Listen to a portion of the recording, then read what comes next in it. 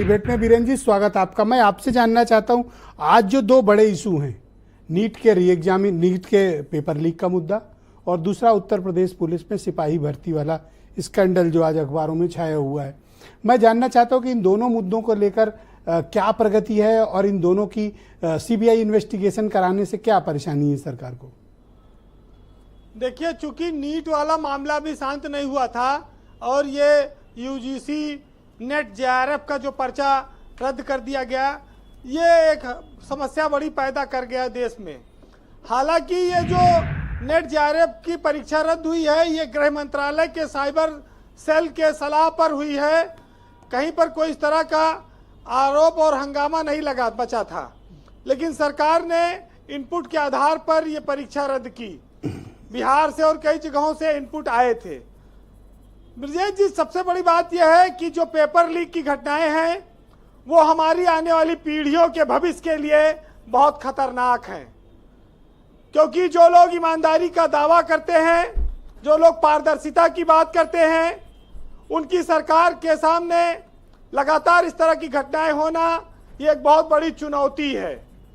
और गृह मंत्रालय ने इस मामले में पहले सतर्क कर दिया, ये अलग बात है, लेकिन नीट के मामले में अभी तक सरकार ने कोई कार्रवाई नहीं की है।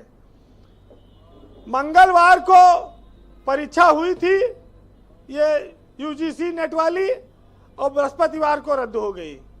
एक दिन बाद यानी कि दूसरे दिन परीक्षा रद्द हो गई। अब आप देखिए कि 23 लाख छात्र नीट में बैठे थे, 23 से 24 लाख के बीच, और करीब 48 लाख तो यूपी वाले जो पुलिस की भर्ती थी उसमें बैठे थे।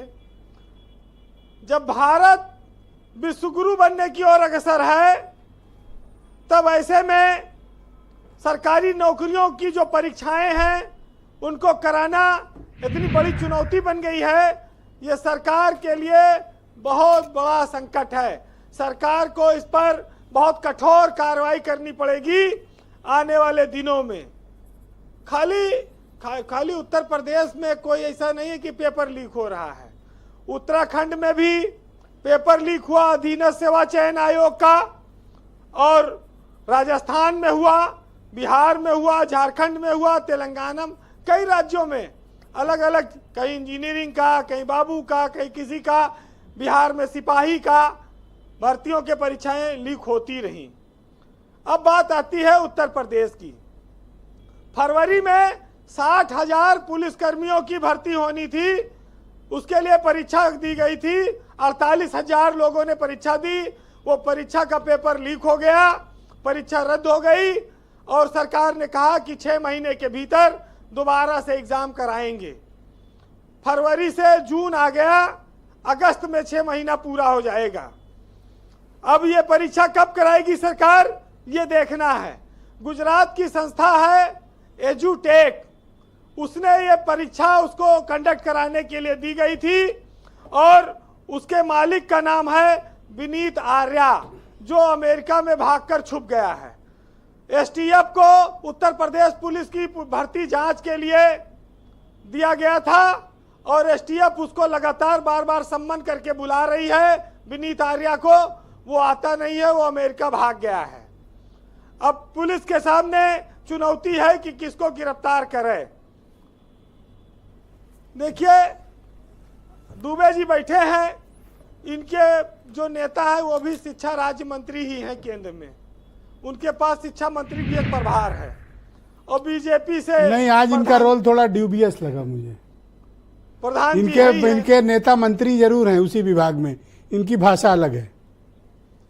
नहीं, देखिए, दुबे जी तो उनको छात्रों के हित में बात करनी ही चाहिए। कोई भी होगा, सबके घर में बच्चे हैं और सब सरकारों की जिम्मेदारी है। पद पाने के बाद सही बात को भी झुठलाया नहीं जा सकता। तो दुबे जी अगर छात्रों के साथ खड़े हो रहे हैं तो इसका स्वागत होना चाहिए कि चलिए एक ताकत उनको और मिली। आज तो दुबे जी के नंबर बढ़ गए, हमारे ही घट गए। देखिए ब्रजेश जी, जब कोई पेपर लीक हो जाता है तो कोई पेपर बिक जाता है, तो इस देश के लाखों युवाओं के सपने भी बिक जाते हैं, लाखों युवाओं के सालों की मेहनत बिक जाती है। माँ बाप के उम्मीदें सब धरी रह जाती हैं। काफी पैसा खर्चा होता है बच्चों की पढ़ाई पर और तैयारी पर। इन सब चीजों को सरकारें जानती हैं, लेकिन उसके बावजूद पेपर लीक नहीं रोक पा रही हैं। अब तो ये कहा जा सकता है कि अब जो पेपर है जिस तरह से लीक हो रहे हैं, उससे ऐसा लगता है कि पेपर परीक्षा कराने के लिए बनाए ही नहीं जाते, खाली बेचने के लिए ही बनाए जा रहे हैं, कि वहीं से बेच के दलाल आमदनी कर ले रहे हैं। तो ये बड़ा दुर्भाग्य है जी।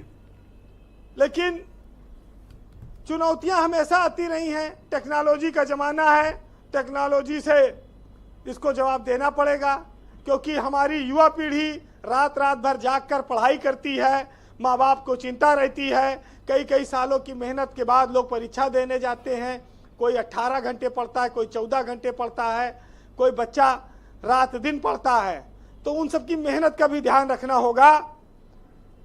वसीम बरेलवी का एक शेर है कि इतने बड़े देश में बहुत सारी चुनौतियां हैं और इन चुनौतियों से लगातार लड़ना होगा।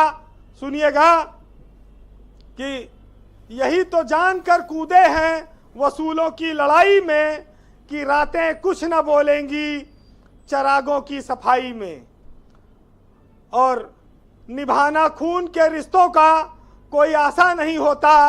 गुजर जाती है सारी जिंदगी खुद से लड़ाई में, और किसी को भी किसी फन में मकाम ऐसे नहीं मिलता कि सांसें फूल जाती हैं पहाड़ों की चढ़ाई में। बहुत शुक्रिया वीरेन जी, आपका बहुत बहुत धन्यवाद ग्राउंड जीरो से हमारे साथ जुड़ने के लिए, अपने इनपुट और पॉलिटिकल फीडबैक उपलब्ध कराने के लिए।